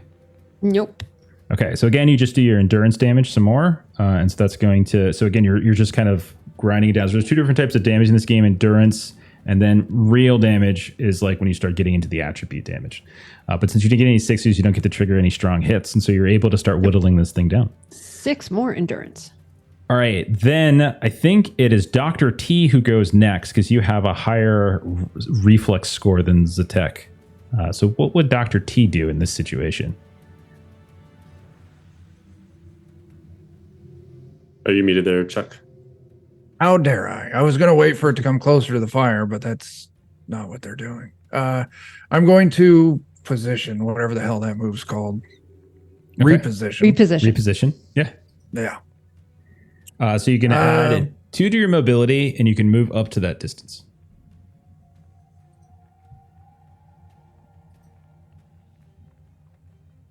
Yeah. Or you can dive behind cover if you wanted to do that. Yeah. So I'll do that. I'll move up there, and I can take 2 so I can reposition again, correct? That's correct. Yeah, you can take the same action twice. All right. I'm going to move up behind this rock, but not having the actions to take cover. So I'm just behind it. Yeah, as it's still probably just because of the physical nature of it, still probably would just give you light cover, but you're not like you're not like heavily entrenched behind it or anything like that. But yeah, sure. Okay, sounds good. Then it's Zatek's turn. Zatek, you just got shot at by this this creature. It just spit volatile vomit in your direction. Unsanitary. What would you like to try to do? So this whole time, Tech's been kind of eyeing this force field. Sure. Saw that when someone swiped at it, it went kind of into it and then repulsed out. So it's not like a hard surface. Correct. My weapon's this like uplink cable that he overcharges and puts thing like electricity through. It's on a bit of a spool, so it can extend away from me. So kind of what I want to do is fire my uplink cable through the force field and use that to like bounce it farther away from me. And that's how I'm picturing taking Overwatch and then sighted shot, because both of those increase my range. So I'm going to take Overwatch to wait for it to move a little bit closer. That's going to be my held action for it. And when it gets close enough that I could hit it with both my range being increased from those, that'll trigger my sighted shot. Gotcha. Okay. Sure, we can do that. Then let's see, Kill. You have the tiebreaker over it, so you can go. What would you like to do, Kill? I'm gonna be a dirty copycat and kind of do what Jita did. First, I'll run and gun. Okay. Get my 3 movement. All right. Do you know the range of your weapon if you're running and gunning? It's 3. Okay. So it's definitely out of my range of command. Yeah. So it's gonna be. You're gonna end up with like, I think a -4 penalty for that distance. That's the first one. fine. Yeah. I'll give it a try. Also, don't forget that those of you using ranged weapons, you have munitions. So in this game, your weapons at the start of combat start with 3 munitions. You can burn a munition it's like a resource to get an extra D6 on your attack. That's sort of like a default boost. Once your munitions get 0, though, you have to like reload basically. And that's the prep action. So that's a way to counterbalance some of the penalty you're getting if you want. So to counter effect the fact that I know my initial shot's going to be kind of inaccurate, the first one's going to be from the underslung grenade launcher. Okay. Because that way, even if I miss, it'll still kind of bounce towards the thing. Okay. Nice. Okay. Yeah. So I'll get my... Ooh. Okay. So a 6, a 5, and a 3. So 11... 11, 14, plus 3, 17, -4, 13 still.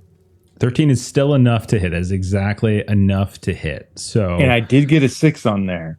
Okay. Nice. So 6s in this game, and just like other rolls, allow you to buy strong hits with them, kind of do something with them. So in combat, the one that you're probably going to be using is, what's it called?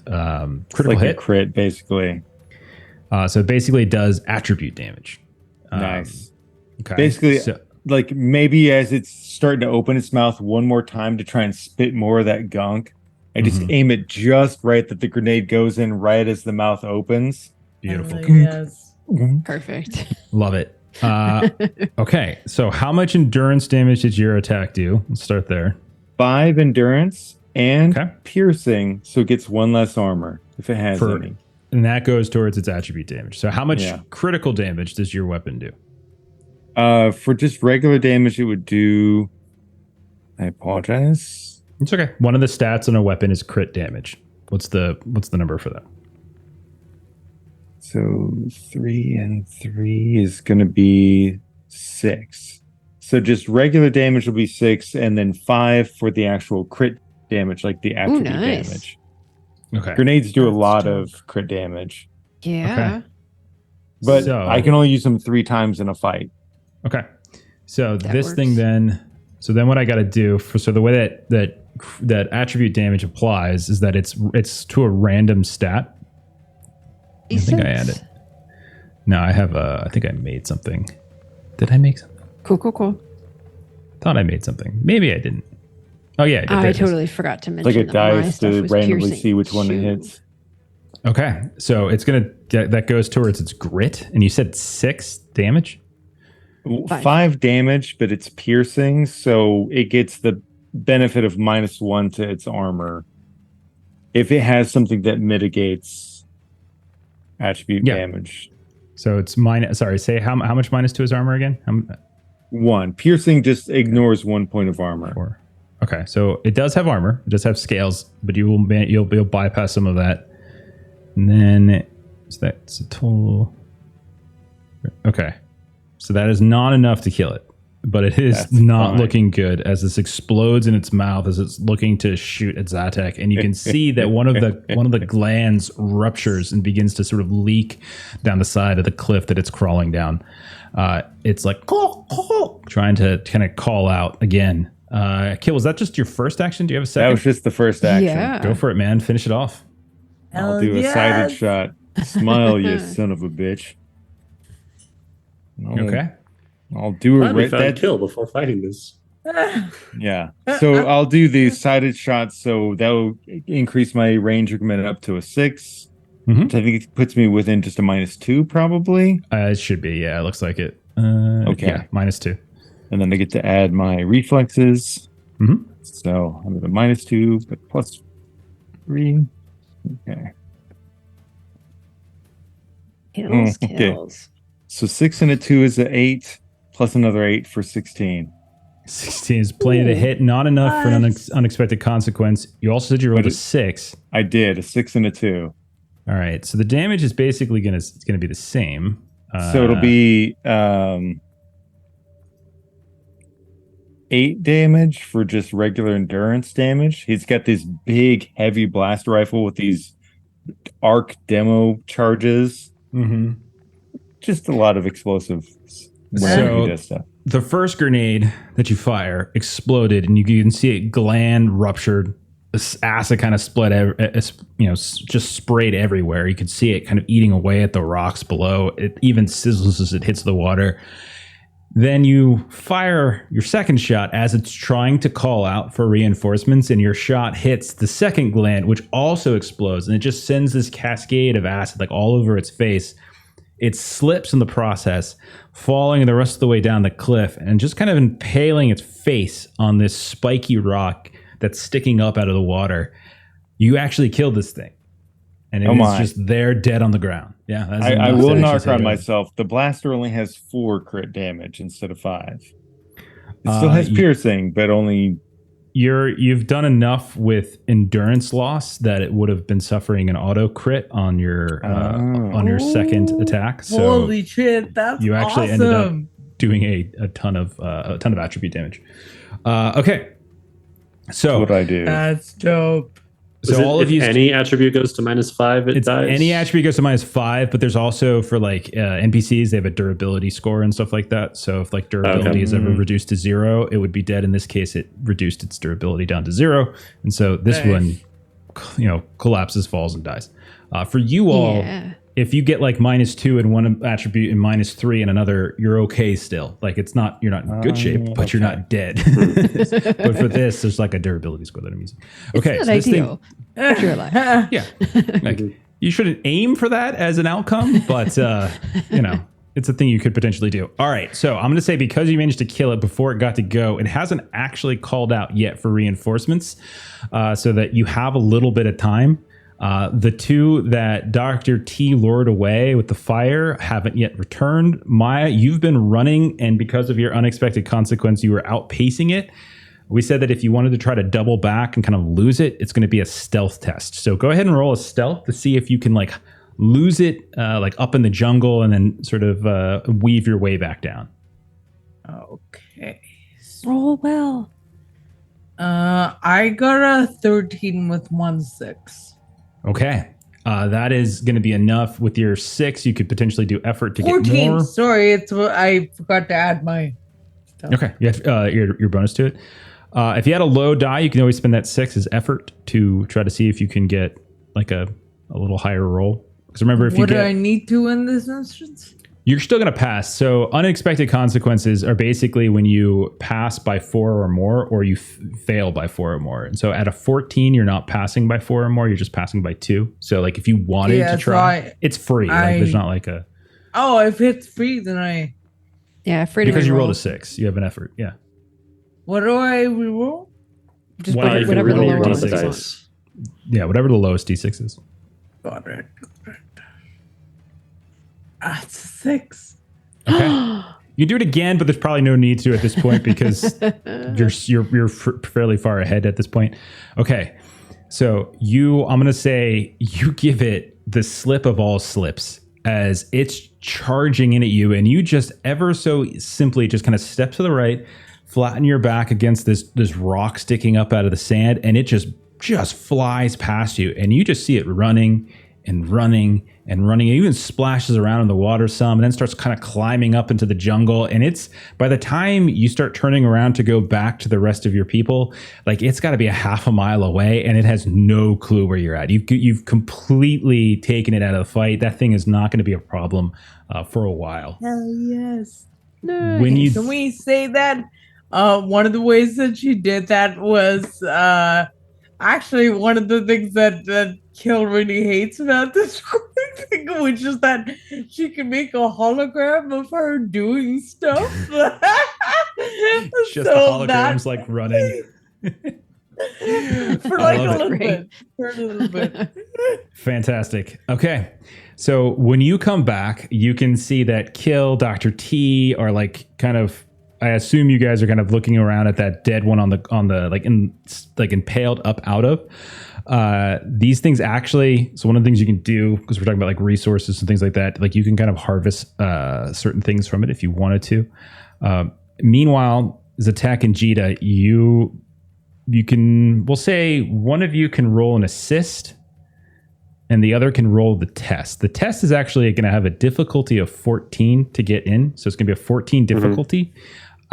Computers and electronics are both fine to use. One of you can roll the assist, which is, remember, the difficulty 10, which would give the bonus to the next person. So however you want to sort of play that out. Do you want to roll the assist since I've got a +3? Yeah, I'll do the assist. Yep. Okay. Yep. Absolutely. I'll like study the force field, see where it's kind of weakest, to see where she can interface with, kind of best angle to get in. Okay. And you just need, for the assist, you just need to do a D10, basically a difficulty 10 roll. Yep. And as long as you hit that, you get... I got a 13. Okay, so then... You got a I remember. 6. I did get a 6. I don't remember exactly how much you get for assist. Was it a Got a +2? 14. Got a 14. +4. Okay. He helps me real good. Okay. Yeah. Well, gaining assistance usually grants them +1. So assist grants +1, but in this case, because you've done really well, you can take +2 for that. Yeah, take an extra +2 because it went really well. Sweet. Okay. Nice. And don't forget, like, there's that whole fluid, like, if you're describing your approach, depending on how you describe it, you can always get, like, just Oh, yeah, we can get pluses. bonuses just from that. So while you two are doing that, Kill and Dr. T, what are you doing? What are you up to? You can still see the fire going on, but what do you want to do? I am tentacle deep in this thing. Okay. Jeez. Okay. Harvesting. I have parts. split it open. I am finding all the fun little parts. Hell yes. Okay. I mean, you can absolutely start harvesting this thing a bit, and you can effectively get some trade goods effectively. You can even hand them over the Kill too to carry, because they do sort of take up a lot of space. But I'll say, if you're not trying to be too careful about it, no roll necessary. We can just say you just start to harvest and hack away and take some pieces of this big ass amphibian. All right. Okay. And then Jita, how did you do on your roll? I rolled a 5, so I'm going to need to spend a point of crit to re-roll Okay. that, because even with the +2, that would have only been a 7. So I'm going to give that a re-roll and roll another 5. So I'm going to spend another crit Okay. and re-roll all of those and see if I can do better. All right, go for it. Oh gosh, I rolled a 6. Let me do some math. So that's 6 plus 2 is 8 plus 3 is 11. I failed. We have I'm gonna spend You said you rolled a 6, so you can spend a 6. like I rolled a 1, Total. a 2, and a 3. Okay. There's no 6 involved. I'm Do you going have to any spend an grit audience left? to try to re-roll that one of the dice. I'm going to try to re-roll the 1 with an audience. Do you have 'cause any I'm so grit left? close. I have 1 grit left. The difficulty is a 14. You're close with a 6? Melissa, Okay, you I'm rolled going to spend my last grit. Melissa, you rolled a 3, 2, and a 1, which is a total of a 6. Plus your 2 for Zatek would give you an 8. Do you have a plus 6? 3. I have plus 3. Okay. But the difficulty of the check is still a 14. I think you're a ways off, actually. Yeah, I was going to try to re-roll the dice that was a 1 and see if I could do better. But I'll spend my last grit and just re-roll all of them. So And see if I can. Yeah, I mean, you're still like 3 off, yeah. 3 times. I know. I've rolled a 2, a 2, a 1, a 2, a 2, a 1, a 2, a 3, and a 1. One of them nights. There we go. that's how I was All rolling right. last time. Lolly 5 and 3. So we invited Dan back to the game. Right. All right. So that's 11, 12, 13, 14, 15, 16, 17, 18, 19. Okay. 19 not only passes, but it passes with unexpected consequences. I'm going to say that probably the most likely thing to do here in this case is to make this a very speedy hacking, because as Dr. T and Kill are tentacle deep in the carcass of this thing, the fire is still kind of going, but you do hear a ruffling up on the ridge to the northwest, and you see one of them is kind of starting to, inch its way back. And when it looks down into like this little cove you guys are in, it's still a ways away, but it sees you now, and you just hear hey, hey, hey, kind of coughing out into the air. And so you really don't have a whole lot of time, but it's at this point that Jita, you manage to power down that force field, which is going to basically allow you to see that it's just a normal, like old-fashioned kind of submarine-style door. Kind of just like spin the door and pull it back up, and then Maya comes back. Like you can see, there's Dr. T and Kill. You're kind of wading out. They're like all up in the business of this carcass right when you walk back up. Why are you? No, why do you? Oh, that's a good part. Piece? Don't look at that bile. You don't see bile that color often. How is it? Kill's helping you. I think it's licking me. How are you making it lick me? It's dead. Do you really want to know? No. Okay, good. Because the answer is always parasites. And it's around this time when we'll say Zatek or Dr. T, whoever it might be, you look up, you see another one of those creatures on the ridge. It kind of roars out again, but you're all able, if you want, to just like run over this hatch and kind of climb down. Get in the hatch. Everybody down. Real quick, I run back to the car and pull Boris out, and then run back over. I'm afraid that's not a real quick action. As the car is not nearby. The car is up by where those things are and where the fire is going. So Did we bring All right. Boris at least part of the way with us? And did we leave him on the shore? I'm sorry. He's no one told me. fine. No one told me. No. He's still in the car. The door is locked. The keys are inside. And fire all around him. I have do arms. see that there's some What are plant the life to keys the gonna side do? of the car. I'm going to take out my pistol, which does have an incendiary effect. I'm going to make sure to take aim and shoot into that plant life to make sure to set it ablaze to try and give a heat source to draw it away from Boars. Okay.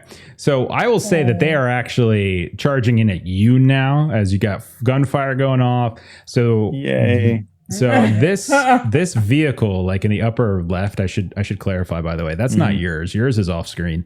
But that one is just like we an left old ours a ruined one. while ago because it was noisy.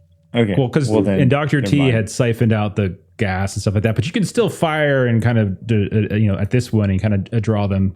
And absolutely, they're definitely drawing that down. However, it is not an easy or quick task to run up into the burning ridgeline that is now on fire. Is that something you want to do, Zatek? Do you really want to do that? I gotta get Boris. He's a part of the crew. I gotta tell you, I don't think they're gonna Boris go is for fine. him. Yeah, I think the he's- car is going to seem like a non-issue with us moving around and doing. I gotta tell you, you running towards him is gonna draw more attention to him than he would just sitting there. You're smart, Kill. You are a tactician. Meanwhile, I don't know. two of these That's creatures are real starting kind to of you. climb down the ridge. So I need a call. What do you guys Down the do? hatch. Down the hatch. Down the Zatek, hatch. He'll be fine. He'll be fine. Down the Are you hatch. sure you'll be fine? Let's get Oh, spork you'll be deep in fine. this Zatek. I still have the Zatek? earpiece for Boars. When you get a little closer, you just hear him going.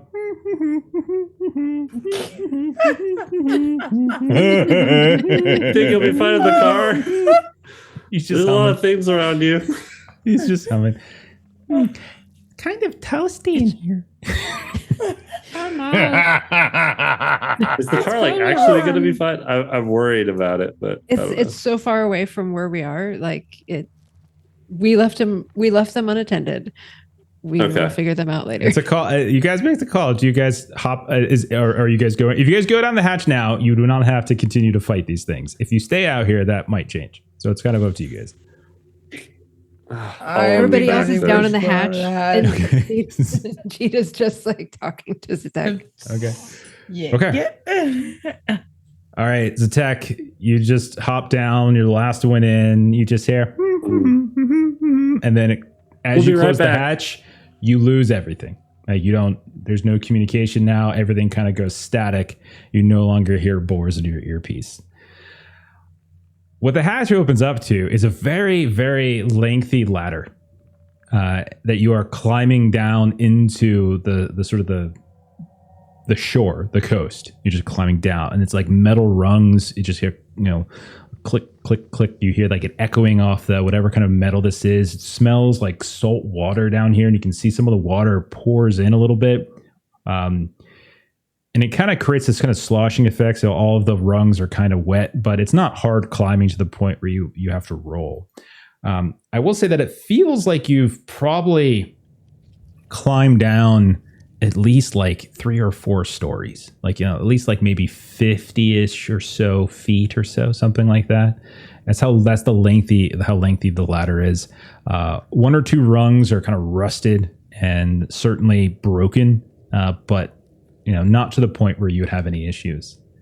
Eventually, like you find the bottom, and you can see that there is a normal looking kind of horizontal, rectangular door. It's got this old fashioned kind of wheel to kind of turn and open. There is what looks like language or markings of some kind that has kind of started to fade away. But there doesn't seem to be any kind of electronic opening or anything like that. It does seem to be just like a manual hatch. Is this the language of anyone? And Cheetah will check and see if it's Corp or Twilinger language. Yeah, I mean, you don't no roll necessary. It certainly isn't. It certainly isn't Corp. It certainly isn't Twiling. Could be like, I mean, you've probably seen this, I would say, at ruins elsewhere on the planet. So it could be like ancient Kaltoran, possibly, something like that.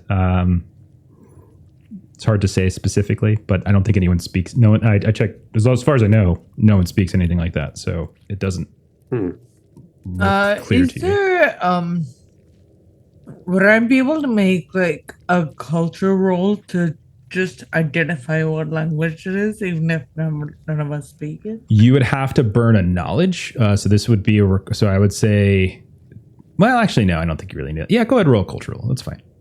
Okay. It's just to confirm, if you want to confirm whether this is in fact. So that is a 13 with 1 6. Yeah, you see enough familiarity to like modern, like Kaltoran dialects and language. It's probably not something that you all, since none of you there's no Kaltoran in your crew, speak or read too often, but you see it. Right. And this definitely has the kind of feel of an archaic or an ancient version of that tongue. You're confident. Yeah. Maybe it's his Cheetah will door. just turn to kill. This looks like your kind of door to open. Zatek and I got the electronic one up there. This looks just like a muscle door. They look for a couple weak spots. I mean, I'm not just gonna muscle it open. I know I'm a mechanic. I have some use outside of blowing things up. I mostly blow things up, but I mean, you did a real good job blowing that one up there. that was so cool. Like he That was opening was. his mouth to try and spit more of the stuff, and I Went shot right the in. grenade in there, and he just. And I should have left my camera with you guys. But you didn't. No. So Kill, you're just gonna like Yeah, open it up. Okay. I'll give it a try. It takes a little bit of muscle, but it's not something that requires a roll to open. They can just Okay. yeah. It's just whoever came down here before you, they went in, and it really just seems like you're spinning and spinning and spinning, and then you kind of push it open. The problem is though, when you do push it open, apparently there's some sort of trigger, and you see kind of flying at you is some sort of metallic projectile. Go ahead. Yeah, go ahead, and I'm going to say give us a was it a mobile? Hang on, Movement? No, physical. Excuse me, physical. Physical. Give me a physical test, and because like you weren't really like looking. Actually, I guess you did say you were looking carefully, so no penalty. Just roll it normal. I have physical at a +1, so that's something. Yeah, I'm trained at least. nice. So 4, 4, 3. So that's 8. 11 +1, 12. Yeah, that's enough. You managed to flinch at just the right moment that it just kind of slightly cuts your face ever so slightly, not to the point where it's Why? actually going to damage you. Ace. And it comes right behind you because it was set up for your height, it seems, by maybe whoever came in before you. When you look past it into up ahead, it looks like it's some sort of generator-like room. You can see what looks like these old, probably hydro generators, you would think. You hear this like thumping. There's a light that occasionally flickers, this kind of yellow light here and there, water all over the ground. You can tell just from the air that it smells like rust and kind of decay in here. And you also notice like on the walls that there is like some kind of like aquatic growth. It looks like algae or something kind of growing off the walls whenever that yellow light kind of flickers in. But you see a series of these, what looks like they look not too dissimilar from maybe some Kaltoran stuff that you've seen before, but they look aged. They're struggling, but they are actually functioning. Like you can tell that they do seem to be functioning. You would guess you probably went through some kind of like backdoor auxiliary access. Like that this is probably not the main entrance into this, wherever the hell you're at. I'm going to throw out a crazy idea here. We don't immediately kill whoever we meet because, as Boris so politely put it, the fungal stuff around here has been more prone to taking over those of my ilk. And that trap was clearly set up for my kind. So I got a feeling somebody might be in here that's aware of that and is trying to defend themselves against somebody like me who's been infected. So maybe we don't go in guns a-blazing is all I'm saying. So you're saying that we're going to possibly find an infected version of you that's super powerful like you and infected, and we're going to restrain it? I'm saying hopefully. What I hope is there's somebody in here that's been defending themselves against somebody like an infected version of me.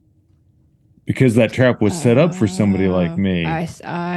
Because they set it up to hit at my height, which means they're aware that of, the whole thing with my kind and the I get it. That thing would have totally gone over my head if I opened the door. Maybe they set it up badly and it just happened to go that high. Man, come on, give me the Zatek. I was this close to making a point. It could just be a really crappy trap. I get it. We'll assume competence until we know otherwise. So, all right. I'm always in favor of not immediately killing people. So I do like what you're going for. Okay. I mean, so try to stun them. Instead. Yeah, or just. Okay. Yeah. All right. So Inward? as you guys kind of press in, when you kind of drop, there's like a little bit of a drop down because there's like a like a raised entry port, and you kind of hop down on the other side, and you can kind of feel a splash as there's like a good maybe foot and a half of water. It's murky, dirty. You see there's stuff kind of floating around in it. I would say Dr. T, you probably see kind of a similar strand of that kind of seaweed that was almost consciously moving around. It's down here, kind of floating around. You also notice it's kind of shifting and moving. There's these little ripples in the water, and you watch as these massive like sea slugs. They're like the size of, like a bear cub, just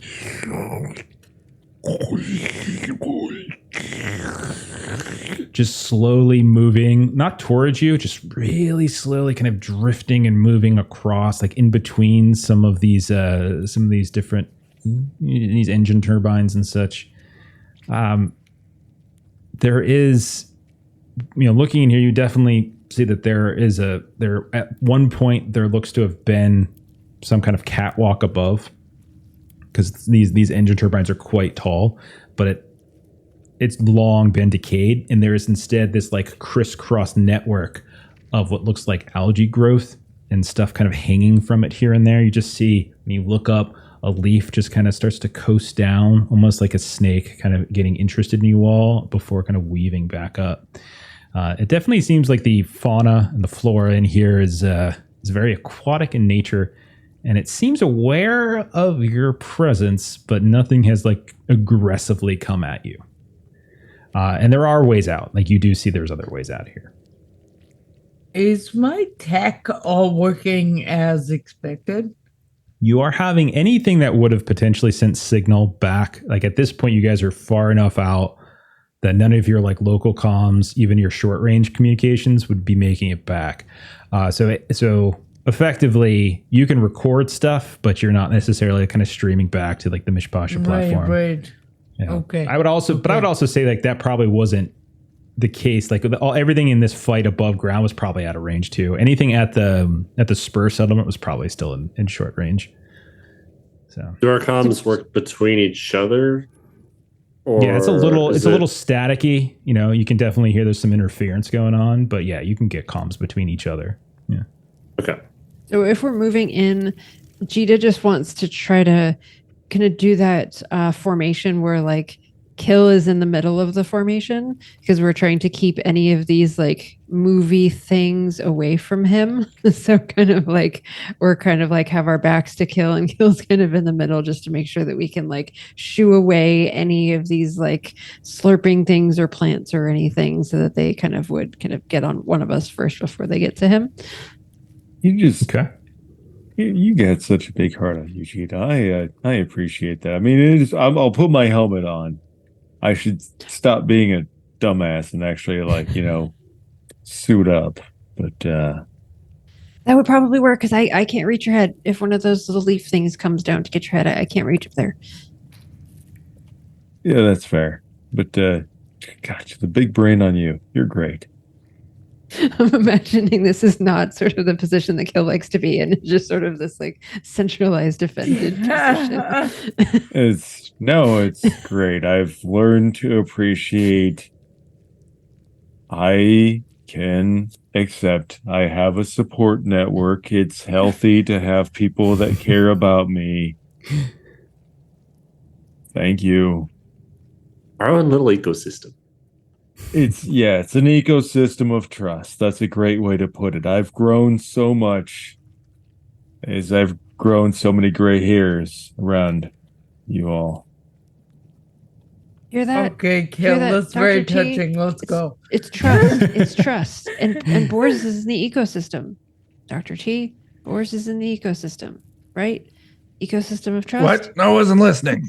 So, Wait, this entire time, too, I've got this earpiece thing. I'm very curious about how it works and how it was able to interface with Boris. I'm wondering if I can manipulate it in a way.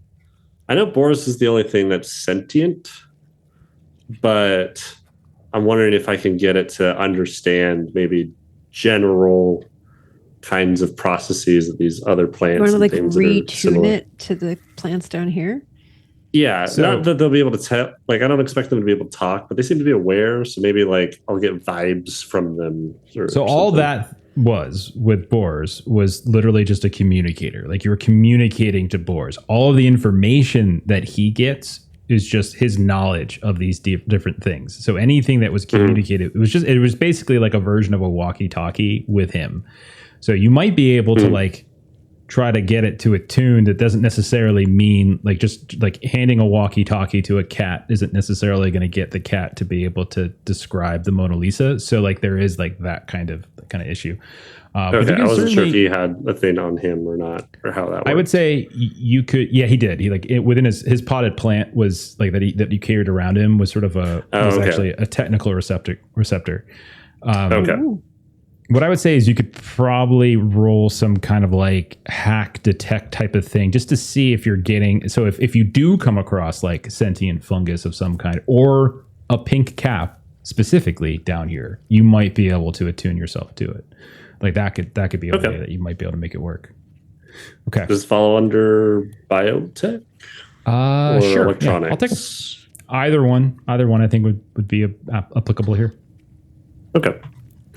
I'll do biotech because I'm better at it.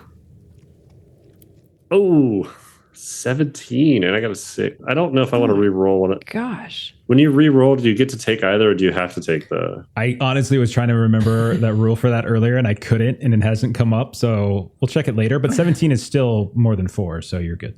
Okay, cool. Yeah. So yeah, I will say that if you do come across another pink cap, you will probably be able to have rudimentary communication between it and you.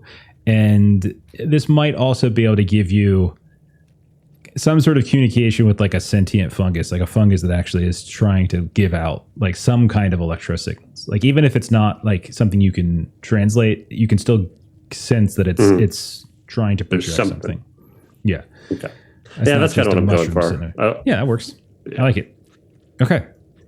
So we'll say you guys push forward a little bit, presume, or do you just going to search around? Just say I'm good with continuing.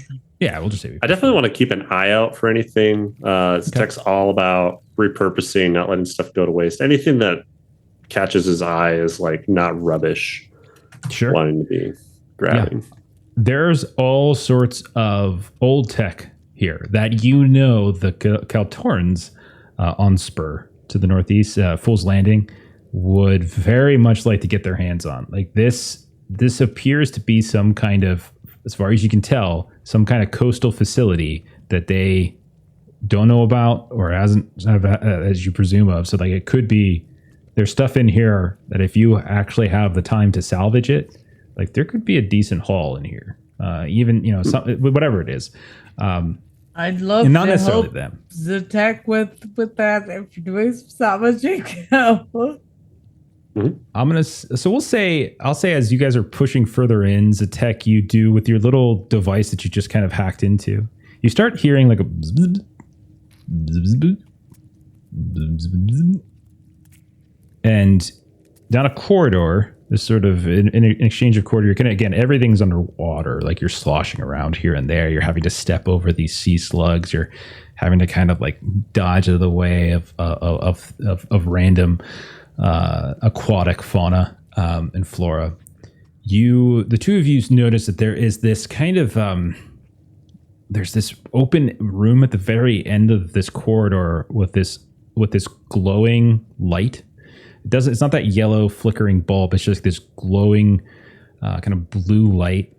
And you can see from a distance, there's all these like silicoclastic, like these like really big kind of almost like sandcastle like structures, but like you can tell they're sort of formed from like sediment, like the sediment at the bottom of the the ocean. It has kind of created this strange structure at the end of it. And then you can see hanging down kind of from the ceiling, there are those similar kind of vines, but like fungal vines that you've seen before that are kind of hanging down and seem to be kind of shifting around, almost like they're crafting it in some way. And this thing seems to be kind of pinging that it's got something to it. You're just hearing bloop, bloop, bloop. It's like some kind of weird little signal like it's like emitting, like it's trying, like it's actually transmitting a signal of some kind. Okay. I'll relay that to everyone. Like, this thing seems to be a little bit more, not quite sentient, maybe, but it's got more going on. But you mentally. can only hear it in the comms. There's nothing. Yeah, it's just a signal. It's not like it's not like audible. So, Kill, when you took the job to come out here, what were you supposed to bring back? I was supposed to infiltrate and join a party coming out. There seems to be a party that's been targeting legions, taking jobs. May or may not be some sort of fungal life that's infecting them, kind of changing them, causing them to like not just do piracy, but do other weird stuff. Maybe there's some fear of like some sort of fungal entity that could actually be taking over. So did your job have to do with this bunker specifically? No, I don't think this bunker was a known point, but I am all the more concerned because of it. And I really don't want to touch that. I understand. Is anybody really good at stealth to get closer and Yes. better assess what they're... Not you. Well, I'm just being honest. No. No. I am. I know You you can are, go. but no. You can go. I should go first. Whoever is approaching, go ahead and roll stealth. I will. I am. Okay. Nobody else wants to. That's an 11, and can I spend a good point to make that a 12? Absolutely, yeah. Yeah, we're about to end, so spend it. And then can I assist by kind of relaying over the comm to... Are the comms like out loud, or do we have like earpieces or... Well, do you mean to each other? Yeah. Yeah. I think they're hand comms, like I like to think of them like old school, like Star Trek, like that kind of thing. Because they're, but they don't have to be. They could just be like on your person, something like that. But yeah, they're verbal. Okay. Maybe I'll just assist. Like, there's enough like light that we can still kind of see each other. Yeah, it's glowing in there. Yeah, there's like a bright blue light coming from the end of this corridor. I've got this earpiece. I guess I'm assuming if this thing notices her, it's going to start being a little bit more active. So I'm just going to try and like wave her down or something. That's as much as I can assist. Is like I'll try and give her a signal like something's bad. I'm going to have a held action with my flame pistol to burn it if it does. Sounds good. You tell me if it in any way makes any sort of signal towards my, and I'm going to burn it. I'll start dancing. Maya, how did you do with your roll? I spent the good point that took me to 12. Okay.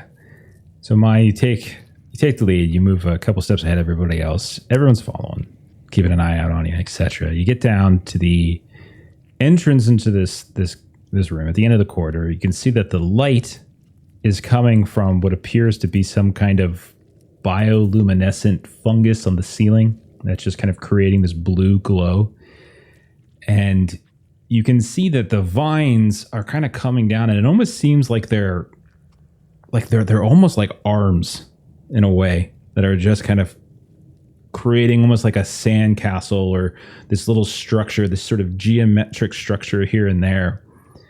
As you get close and as you kind of like peek in the door, you see they suddenly like jerk taut and rip up. And as they do, you see erupting from that sand structure is a body that's just sort of sitting up, and it's covered in sand. It's covered in that kind of dark silicate material. It's clearly dead, this body. And you can see, like there's like chunks of the sand and the silicate falling down. It's one eye is going that way. One eye is just kind of hanging out of the socket.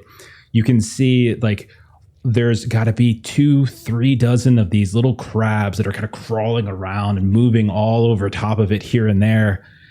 And over your shoulder, as everyone kind of, reacts in whatever shocked manner that you want, Kill, you recognize the face as one of the science team that you had escorted, at least where you were intended to escort on your way back to Mishpasha 1. But we'll end on that. Not Dr. Navarro. Poor Dr. Navarro. And we'll end on that. We'll end on that right there. Okay? Oh, gosh. A creepy looking corpse there. Okay. Oh, Cool. goodness. 10 more minutes. Let's do like 10 more minutes. Please. I know. We have to wait until like next I session to hate- find out if we abandoned Boars. Oh, no, you definitely abandoned Boris. There's no question And about it. if there were consequences of that abandonment. Or another way you could think about it is you didn't lead them back to Boars, which is the nice thing to do. Look up the stats to see whether or not the truck was fire retardant. I don't think we use that word anymore. Yes, we do. It's so ridiculous. All right. Let's go ahead and do some plugs and get on out of here. Let's start with Chuck and Joe. What's going on with DOK? I'll throw out there Wednesday. We've got our Night Below campaign. That's Dungeon Crawl Classics. Yeah, they fought a dragon and got a lot of money, and I think they're just done adventuring now. They're so rich. But we'll see. We'll see. That's honestly, I mean, that makes perfect sense. I don't know. It does. It does. I know that if I was super rich, I wouldn't do anything. I would sit around on my ass and play games all the time. That's pretty much what I do. Yeah. All right. Well, Joe, Friday. Yeah, Joe. Oh yeah. And Friday, we're going back into Anvia. We were supposed to last week, but we had a lot of people missing, so played Baldur's Gate instead on stream. But yeah, going back into Anvia, kind of starting the second arc of the campaign. They're going to be going to a big mega city after resurrecting a cat. It'll be good.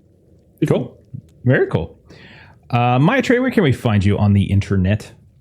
I am Mighty Plays Games on YouTube, and I had taken a bit of a break, but I have about 40 videos back if you want to check that out. But I am hoping to get back and do it in the next week or so. So, yeah. Very cool. Awesome. We should say that if you're watching this later, check the show notes and such for the links. They're all in there. Do I still have that creepy alien music going? Yes, I do. I have the egg chamber ambiance going. I was like, am I hearing things? Okay. But yeah, check the show notes and everything later on YouTube. All the links are down there. And then Jeremy, tell us about this Patreon. Yeah. Aaron Reese on Patreon. Comics, maps, tokens, fun stuff. Check it out. Perfect. As for us here, up next tomorrow night, we're going to be doing some Marvel Multiverse role-playing game, doing our X-Men campaign. Steve is going to hop into the chair for that.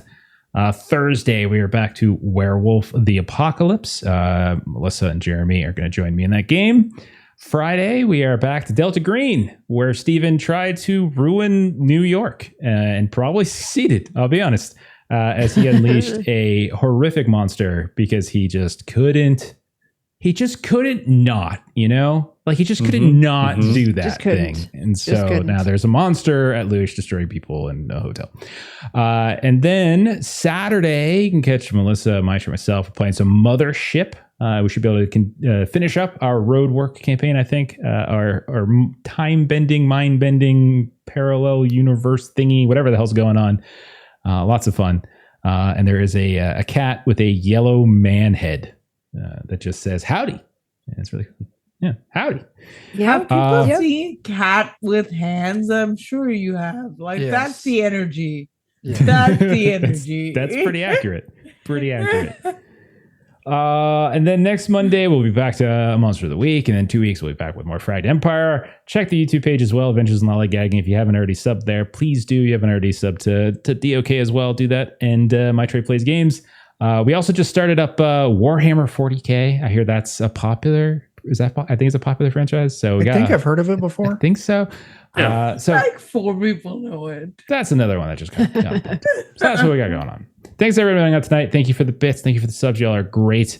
We're gonna go ahead and raid. Looks like Fabled 42. Let's do them. So follow that raid. We'll catch y'all later. Bye-bye.